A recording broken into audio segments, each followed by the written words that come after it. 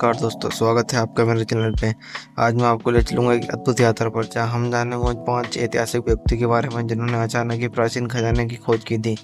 इन कहानियों में छुपी है रहस्यमय घटनाएं और अनमोल धरोहर, जो हमें पुरानी सभ्यताओं की झलक दिखाती है।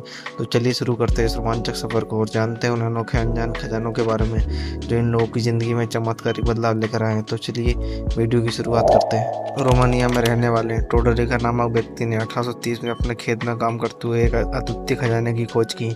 ये खजाना एक मिट्टी के घड़े में छिपा हुआ था, जिसमें सैकड़ों प्राचीन रोमक सिक्के और आभूषण थे। टोडोरिका ने यह खजाना अनजाने में खोदा था जब वह अपनी फसल की देखभाल कर रहा था। इस खजाने की वजह से उसकी आर्थिक स्थिति में भारी सुधार हुआ और उसने गांव में कई सामाजिक कार्य किए।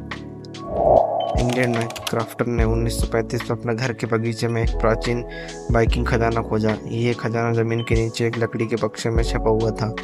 बक्से में कई सोने के सिक्के, गहने और बाइकिंग युग के हथियार थे। क्राफ्टन ने इस खजाने को संग्रहालय को दान कर दिया, जिससे उसे बहुत प्रसिद्धि मिली और उसने इतिहास में अपना नाम दर्ज कराया। फ्रांस के एक छोटे से गांव के किसान फ्रांकोइस ने 1922 में अपने खेत में काम करते समय एक पुरानी मटकी पाई। इस मटकी में प्राचीन ग्रीक सभ्यता के कई बहुमूल्य आभूषण और सिक्के थे।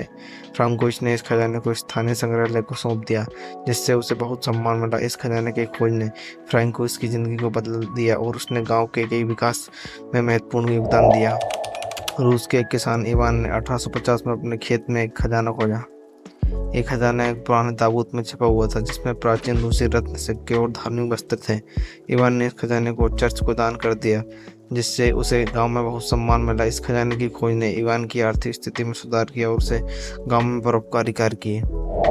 इटली के मार्को नामक व्यक्ति ने सन 1870 में अपने घर के पास एक खजाना खोजा। ये खजाना जमीन के नीचे एक पत्थर के बक्से में छपा हुआ था, जिसमें प्राचीन रोमन साम्राज्य के सोने और चांदी के सिक्के थे।